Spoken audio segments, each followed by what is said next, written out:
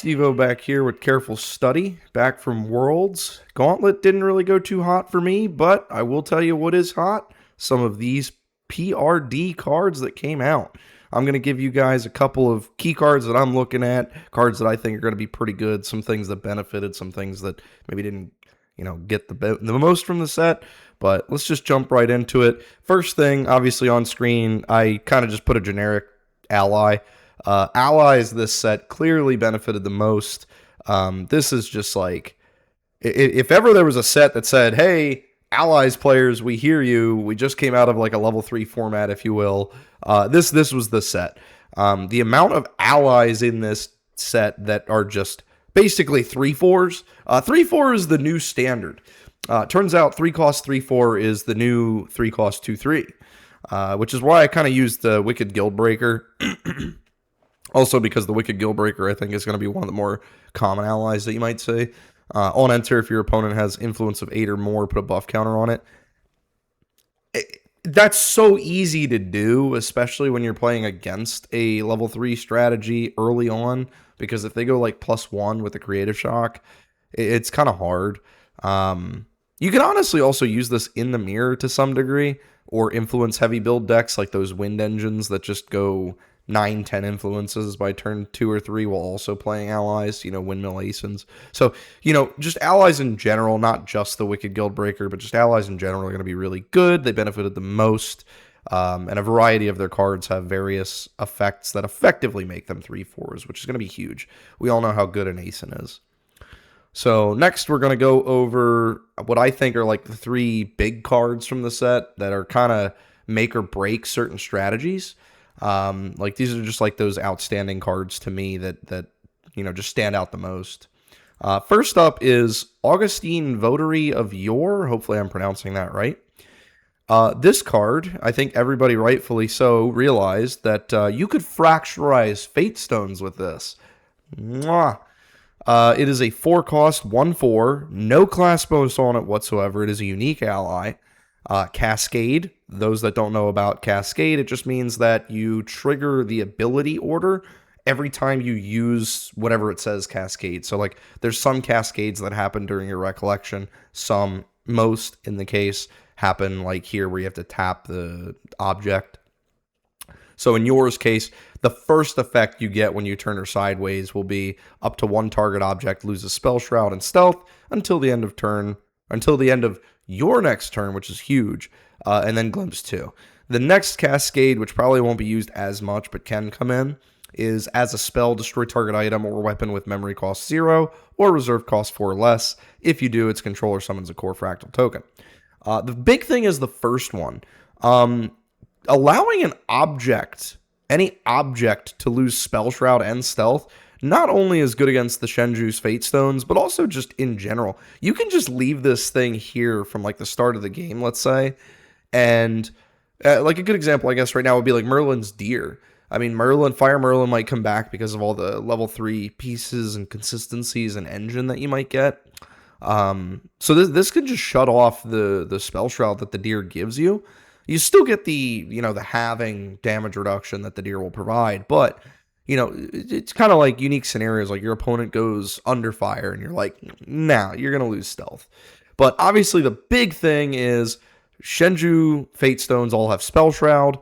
This is an effect from a monster or an ability or an ally.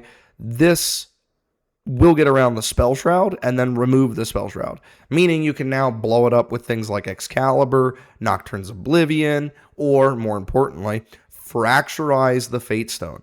If you fracturize the Fate Stone, it is basically game over.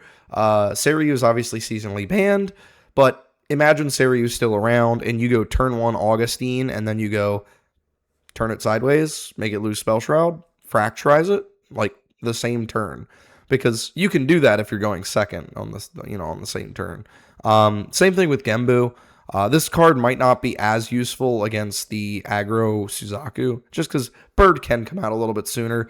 And while Bird is an issue, it is not the only issue that you have to kind of worry about.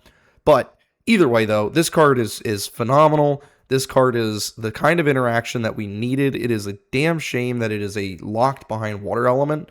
But If water can keep Shenju in check after Seiryu comes back next set, or even this set with Genbu, I think Genbu is going to be really good this set.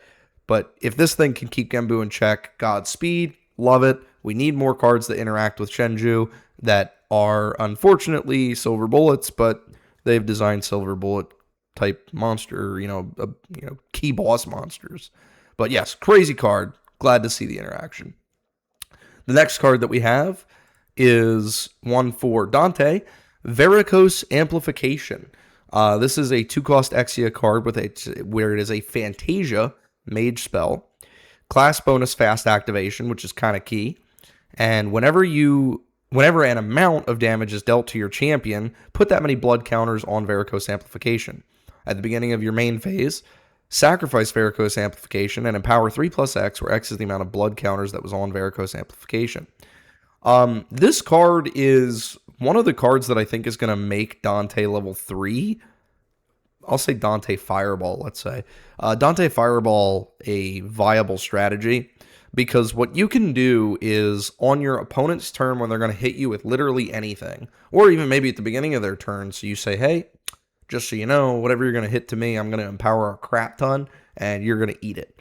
So you can play this. Maybe they just hit you for like 5 damage. So this thing gets 5 blood counters. Great, that's fine. You get to empower 8, which is a lot.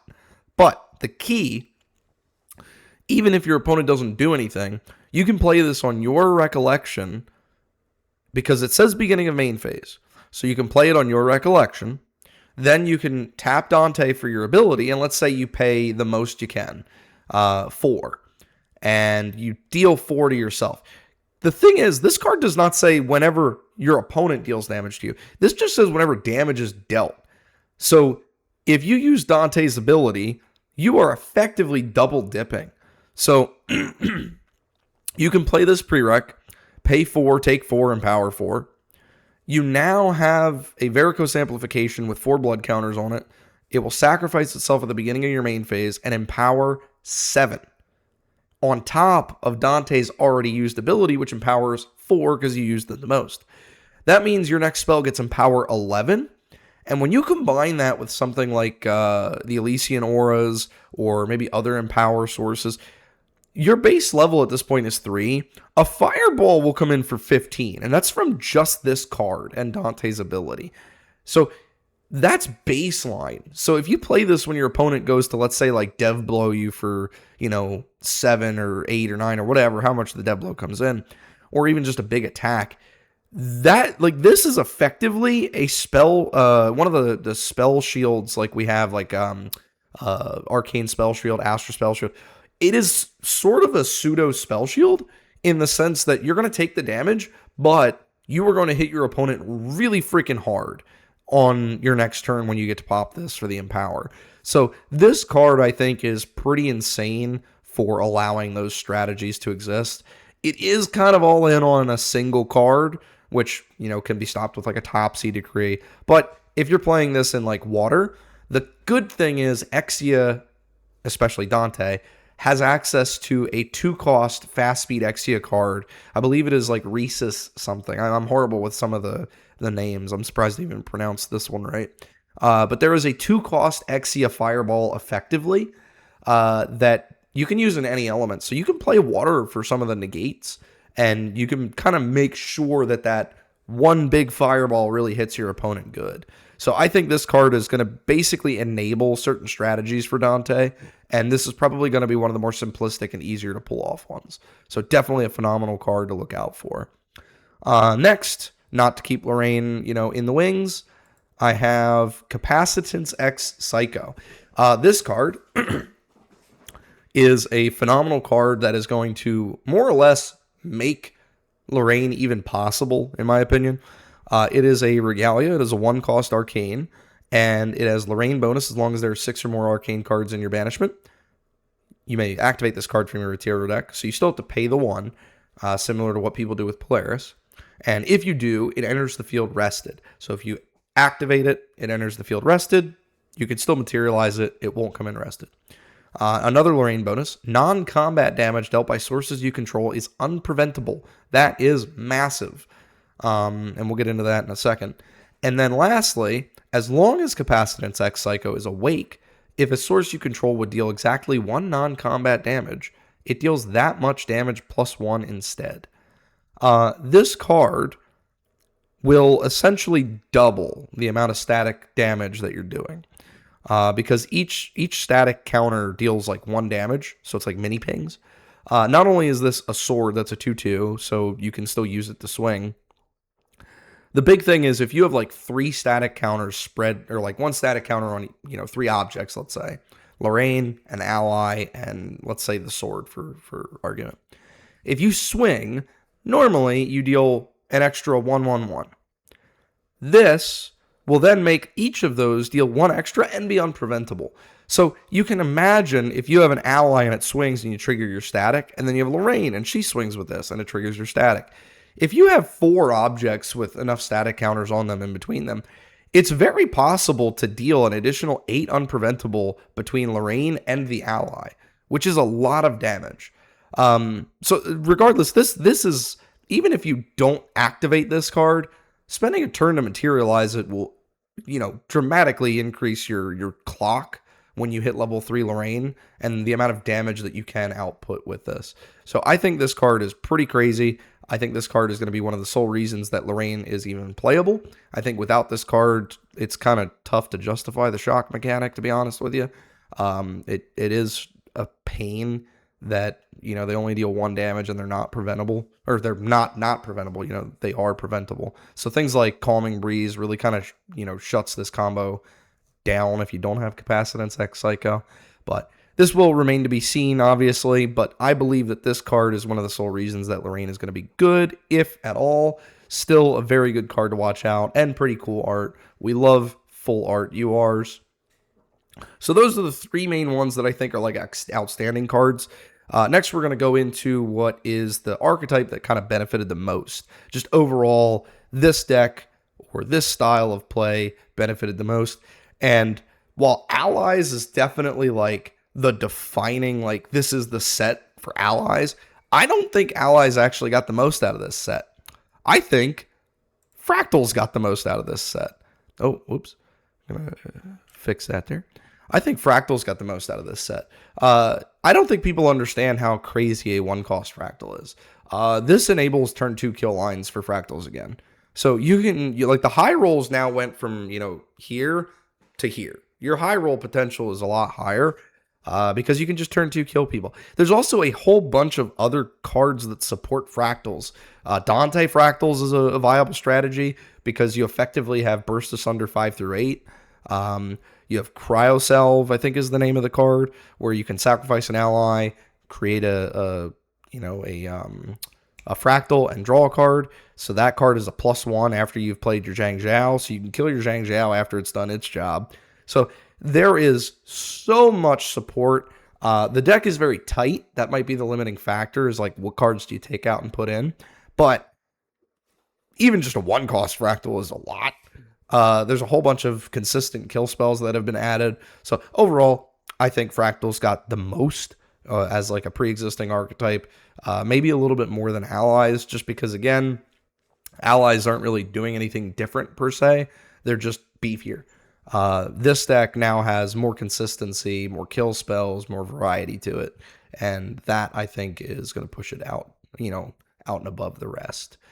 And then next, we're going to talk about 2 sleeper cards, Eminence in Fury and Aenian Repudiation. So I'll go back to Eminence in Fury here. I think that these 2 cards are sleeper cards that people might not realize are as busted as they may be. Eminence in Fury, you can activate this only if an Elysian ally you control died this turn. Dante level 1 gets you your little 0/2 test subject. That is an Elysian ally. So if you were to, say, cremate it, then this card would be active. You may banish excuse me. You may banish a card at random from your memory. If you do, level up your champion and deal 4 unpreventable damage to them. Now, it doesn't take a genius to realize that this is effectively a better dungeon guide, especially at fast speed. Sure, you deal damage to yourself, but in Dante's archetype, that's not the end of the world. You have ways to recover. The big thing to me is this card, in conjunction with the fact that Dante level 4 exists, means that you can go to level 1, go to level 2, doing standard fire things, creative shocks, cremates, whatever, and get your +1 here or there. When you're level 2, if you have, let's say, like 7 or 8 cards in hand, let's just say 7, maybe you didn't hit 2 +1s, you can go Cremation Ritual, kill your test subject, and enable this card. Then, if you have 6 cards left in hand, so I guess you would need 8, you can play 2 of these and spend effectively 4 influence, because you lose 1 for playing the card, 1 for banishing a card, and you're playing 2 of them, so it doubles. So you lose 4 influence total to turbo from 2 to 4. And when you're level 4, you start recovering 7 at the end of each turn if you took damage. This thing deals damage to you. So effectively, the 8 damage you would have taken is negligible. You turbo to level 4, get out Lost Providence, and already you have like 6 influence. Next turn, you'll draw to like 8 with Lost Prov and your regular draw. And on top of that, you're level 4 with a bunch of influence where you've also just locked your opponent out of playing even cost cards. Next turn, you get to blow up an object and recover some. Like, this card is going to enable level 4 Dante and could just enable level 3 Dante in unique ways that we didn't think about, where it's just Dungeon Guide 5 through 8, and it's just consistency boosts to it, as well as, again, you get there with more influence. The key is you're getting there with more influence at fast speed. There's so much to this card that accelerates your game plan and maintains your influence, which is huge. So I think this card is a sleeper card. This card is going to turn out to be crazy. This card is going to enable a lot of Dante strategies that involve level 3, I think, just because of the value that this card provides. You get to effectively cheat out a materialization for 1 less than Dungeon Guy, which is a lot. So that's why I think that card is pretty crazy. And then the other one, which I don't think I hear enough people talking about, Aenian Repudiation. This card, I think, is probably the most slept-on card in the entire set. It is a 2-cost Exalted Norm. Aenian Progression, it just means it costs 2 more to activate each time you revealed a card with Aenian Progression. I believe this is the only card in the game right now with Aenian Progression, but I do like the mechanic. I like where they're going with this. The key here is each player discards all but 7 cards from their hand and or memory, and then if you control an Elysian object, each opponent discards an additional card. So raise your hand if you've played against a wind deck that was like level 3 and had 10 plus influence, or even had 13 influence on level 1 or something crazy. You can just play this card and then just tell your opponent, no, we're resetting the game here. You're losing all of your influence. Now, some of you might say, hey, Steve-O, wait a second. There's already a card that exists that kind of does that. It's called Mistbound Covenant. You are correct. The problem is that card does not force the discard and drop down to 7 influence until the end of each player's turn, which is really bad because when you play it on your turn, you got to discard first, and then it goes to your opponent's turn, and they get to do whatever they want until they got to discard at the end of their turn. This card just reads, we're doing it now. And on top of that, if you play this with like 9 influence yourself, you can just discard the cards in your memory that you paid for this card and maintain the cards in your hand. So this is basically a soft reset on the game that I think is really, really, really good, especially in these high influence value engine type decks like Wind, where now they have to make the decision, do I hold on to all of my interaction pieces and defenses, or do I hold on to all of my draw card engine stuff like Ghost of Pendragon, Imperious Galebinds, stuff like that, your standard wind cards, even Fairy Whispers and whatnot.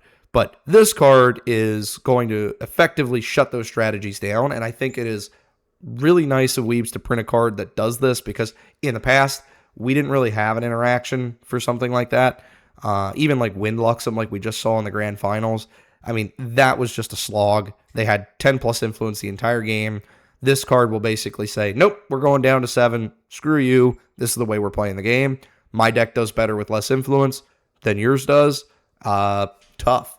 So I think this card is going to show up in sideboards all over the place. Not necessarily a main deck card, but this card is really good at what it does. It is exactly what Mistbound Covenant needed to be, and I am glad that they printed it. All right, and now on to kind of like a card that is the opposite of sleepers. These are the cards that are overrated. These are the cards that I think are a little too much weight is being put on how good they are. And that would be Velocity Punch. Don't get me wrong. Is this card good? Yes. Is this card as good as people are making it out to be? Absolutely not. This card is a fire card, 2 cost, and then you can pay 3 to sack it. It deals 3 unpreventable to your champion, and you draw 2 into memory. Is this card going to be really good in Jin? Yes, it's absolutely going to be really good in Jin. Is it going to be really good in every other deck? Not really. I think this card is worth the cost is worth the value. You are effectively spending 5 resources and 3 damage to your champion to go +1. You got to remember, like, unless you do this prereq, which is likely when you're going to do it, unless you do it prereq, there's not, like, this isn't a very, very turn inefficient card. This is sort of the equivalent of paying 2 for a witch and then cremating it to go +1. This card does it all in itself, but turn economy wise, it takes up a lot of your time or your turn economy. And also dealing 3 unpreventable, especially with allies and aggro running around, it's going to be hard to justify this. There's a lot of times where, especially as a 25 health champion, if you're going to level 3, you're using this, and you take the 3 damage, there's a lot of times where you're at like 22 life right now, playing against allies, and you're barely alive, and then you're barely able to stabilize. Luxem might use this a little bit more. Jin might use this a little bit more. But everybody else, I don't know that the turn economy is there. Again, you're really just going to do this prereq, which, again, not the end of the world, but that 3 damage is pretty big. You can't use this against aggro. You will just die. So I think people are valuing this a little bit too high, and that's kind of my hot take on this. I know a lot of people are just like, this card's crazy. It's a +1. Blah, blah, blah. It's not exactly just a +1. It's a lot more nuanced than that. So that is my overrated card for the set. And then lastly, we're just going to touch on budget options. Obviously, the game continues to be on the more expensive side. Hopefully, this set kind of tones some of it down, especially with seasonal bans. But my budget option I will throw out there for everybody is going to be 2 things. It is going to be Dante and allies. Allies are historically cheaper in general. Robots, if you're looking at robots, Robot Wake Up, Wind Wake Up, the OG, Juice a Robot, Juice a Shimmer Cloak, Swing for 7, Wake It Up, Swing for 7, Wake It Up, Swing for 7. It was Wind Wake Up before Wind Wake Up was a thing because, Ranger Strides was kind of dumb, but OG Wind Wake Up was still a very cheap deck. So definitely look at that for your budget players, as well as Dante. A lot of Dante's cards that you need are not super rares and higher. Eminence and Fury might be one, but that might be like the most expensive or the most unique one to him. But generally, cards that are tailored towards one specific person don't end up being that expensive, even as super rares. Like Foe Awaken was a super rare, and that card was like $8. So it was relatively cheap compared to other generic super rares. And in this set, there wasn't really many generic stuff that I saw that would make Dante expensive. So a lot of his cards are either from the starter deck, are rares and under, and then maybe you need to shill out for like one super rare, play set or one, copy of an ultra rare if you want to try it with like Cardiac Vessel or something. But Dante can be played allies, he can be played fractals, he can be played wind. You can do the wind value engine with Dante. He's got a lot of good stuff going for him. And then you could obviously do the fire engine and get to level 3, go for a massive Exia Fireball, or do massive Exia Fireball and any of the other elements. So for budget players out there, definitely look at allies and Dante. And yeah, so that's kind of the cards and my thoughts on the set. I think it's a really cool set. I think it's really nice that they banned cards for the season. It's going to be a whole new world out there. Well, outside of Gambu, Water Djinn, and Water Alice, but we don't talk about those. So hopefully you guys enjoyed this. Put your thoughts down in the comments. Tell me what cards stood out to you guys. Tell me if my hot take on Velocity is bad. We'll find out as tournaments come out. But I will see you guys in the next one. And happy opening!